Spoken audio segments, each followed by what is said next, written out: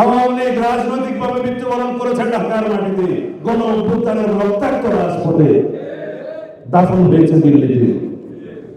সেই আওয়ামী লীগ এখনো পর্যন্ত ক্ষমা প্রার্থনা করে নাই, তাদের নেত্রী ক্ষমা প্রার্থনা করে নাই।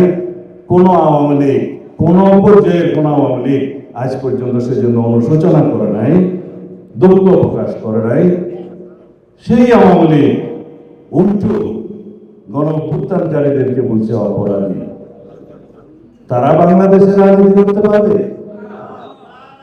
আমরা লিখিতভাবে প্রধান উপদেষ্টার কাছে ফেব্রুয়ারির 10 তারিখ আমরা পত্র দিয়ে জানিয়েছিলাম, তাদের এই স্বৈরাচারী কর্মকাণ্ড বন্ধ করতে হলে ফ্যাসিবাদী যে দূষণরা এখনো পায়তারা করছে বাংলাদেশ অস্থিরতা সৃষ্টির জন্য, শেখ হাসিনার নেতৃত্বে দিল্লি থেকে সেই দলকে যদি আমরা রাজনৈতিকভাবে বিচারের আওতায় না আনি, তাহলে বাংলাদেশের ফ্যাসিবাদের কবর রচনা হবে না।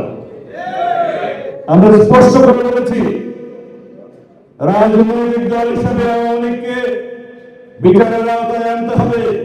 আদালতের বিচারের মধ্য দিয়ে নির্ধারিত হবে বাংলাদেশের আওয়ামী লীগের রাজনৈতিক ভাগ্য। তারা রাজনীতি করতে পারবে কিনা, নির্বাচন করতে পারবে কিনা, কোর্ট ডিসাইড করবে, আদালতের মাধ্যমে ডিসিশন নিতে হবে। এখন যে কোনো ব্র্যান্ডের পুরাতন এসি বদলে নতুন ওয়ালটন এসিতে উপভোগ করুন 25% ছাড়। আর জনগণ তো সিদ্ধান্ত জানিয়ে দিয়েছে 5ই আগস্ট।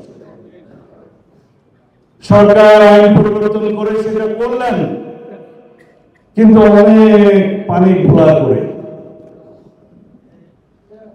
আমাদের সরকার ঘোলা করে পানি খায় একটি প্রাণীর মতো, আমি এর বেশি বলব। এই সরকারের উদ্দেশ্যে পরে কথা বলবো। এই আওয়ামী লীগ জন্মলগ্ন থেকে গণতন্ত্রের বিরুদ্ধে অবস্থান নিয়েছে। তারা একনায়কতান্ত্রিকতা বিশ্বাস করে, একদলীয় রাষ্ট্র ব্যবস্থা বিশ্বাস করে, বাকশালে বিশ্বাস করে, বাংলাদেশের গণতন্ত্রকে হত্যা করেছে। সাংবিধানিক ভাবে তারা তাদের রাজনীতিকে নিজেরাই কবর দিয়েছে, গণতন্ত্রকে কবর দিয়েছে বাকশালের জন্ম দেওয়ার মধ্য দিয়ে। তাদেরকে কেন আহ্বান করতে হবে? বাংলাদেশের মানুষ 5ই আগস্ট আওয়ামী লীগের ফ্যাসিবাদী রাজনীতিকে প্রত্যাখ্যান করেছে।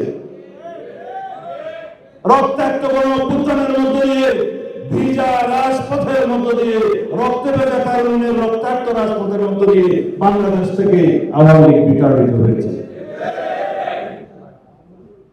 ইতিহাসে বর্বরতম খুনি, স্বৈর শাসক, ইতিহাসের জঘন্যতম গণহত্যাকারী ফ্যাসিস্ট শেখ হাসিনা বাংলাদেশ থেকে বিতাড়িত হয়েছে।